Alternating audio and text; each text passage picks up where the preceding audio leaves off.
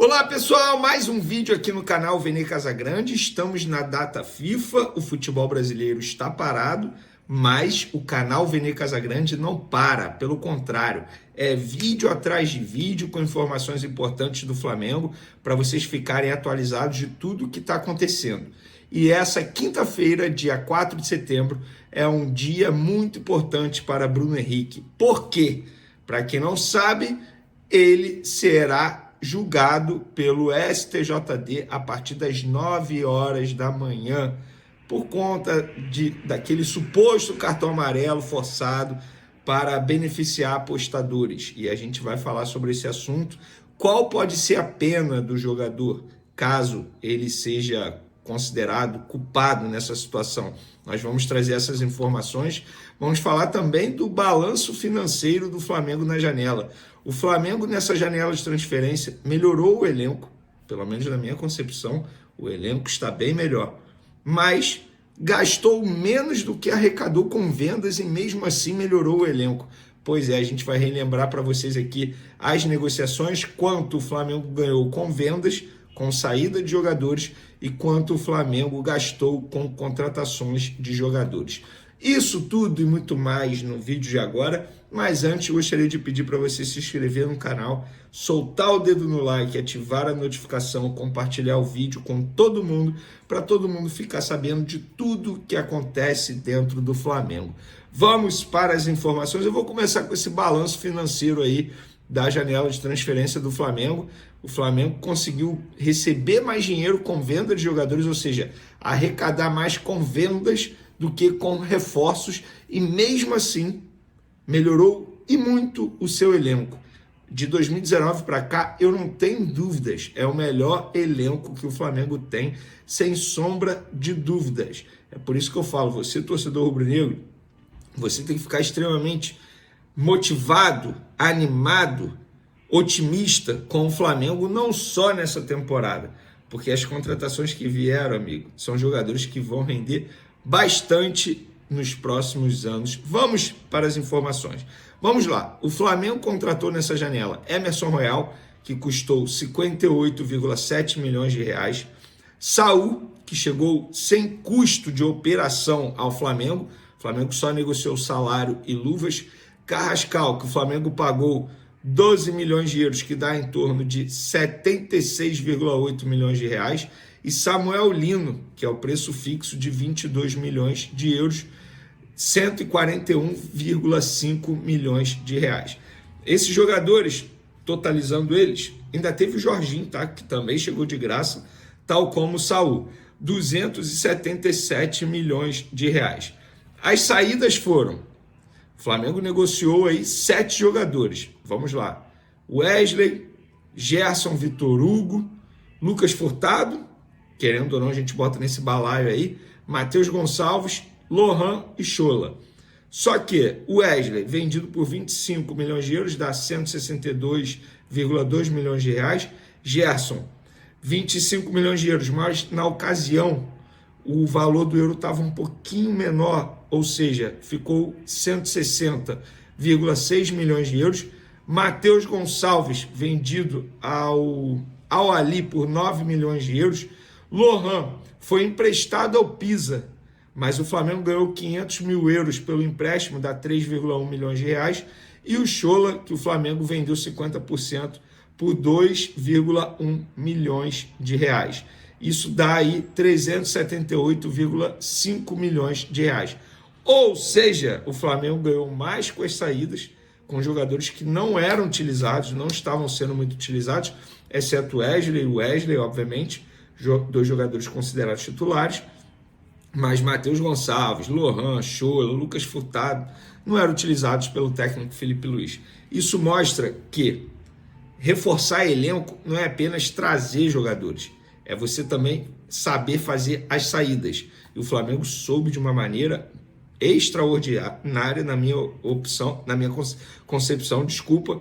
Só faltou o Michael, que pode sair ainda, e o Juninho também pode sair ainda. Galera, no meu último vídeo, eu falei sobre versão Arrascaeta 2019, Arrascaeta 2025.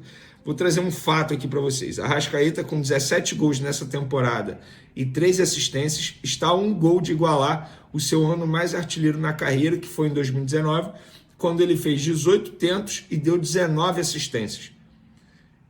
Então, eu vou deixar a pergunta para vocês e vocês vão comentar à vontade.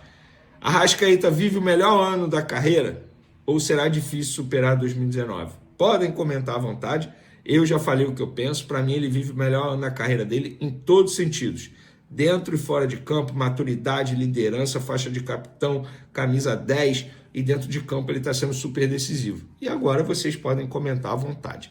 Para finalizar nosso vídeo, galera, nessa quinta-feira, dia 4 de setembro, dia muito importante para Bruno Henrique, porque ele será julgado no começo dessa manhã, 9 horas da manhã, no STJD, aqui no Rio de Janeiro, por supostamente ter forçado um cartão amarelo e beneficiar apostadores em 2023, naquele jogo contra o Santos, no estádio Mané Garrincha. Vamos lá. E ele pode ser punido. Ele foi denunciado pela Procuradoria do STJD em vários artigos, tá? Vários mesmo. E as penas acumuladas vão de suspensão de 360, ou seja, 1 ano, a 720 dias, 2 anos. E suspensão de 12 a 24 partidas e 3 multas de 100 a 100 mil reais. Então ele pode pegar 2 anos de suspensão, galera. Ou até 24 partidas. Gente, assim, é torcer para que isso não aconteça. Porque se isso acontecer, estamos falando de um Bruno Henrique já com uma certa idade avançada.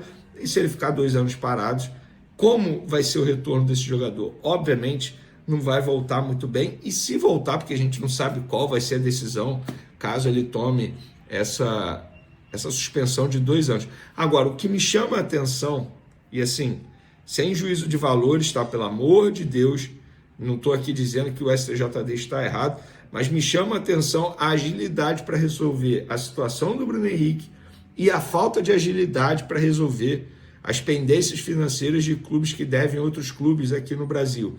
É o caso do Atlético Mineiro devendo ao Cuiabá, do Internacional devendo ao Flamengo, do Santos devendo ao Cuiabá, e a CNRD, uma demora danada. O Flamengo entrou com uma ação contra o Internacional há 10 meses e até agora nada. Então, assim, por que não é a mesma agilidade para resolver os 2 casos? O Internacional acabou de vender um atacante, Wesley, por 54 milhões de reais. Por que a CBF não interfere, não se mexe e, entre aspas, obriga o clube a pagar uma dívida com outro clube?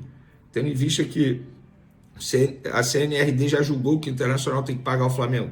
Então fica aqui o questionamento para vocês. Tamo junto, galera. Torcer para que nada aconteça com o Bruno Henrique.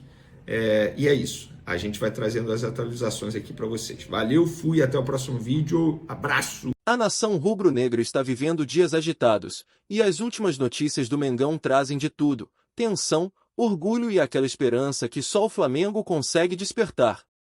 O assunto mais quente é o julgamento do nosso capitão Bruno Henrique no STJD. Ele está sendo acusado de ter forçado um cartão amarelo lá em 2023, em um caso que teria ligação com apostadores. A defesa do Flamengo tentou encerrar o processo alegando prescrição, mas a maioria dos auditores não aceitou.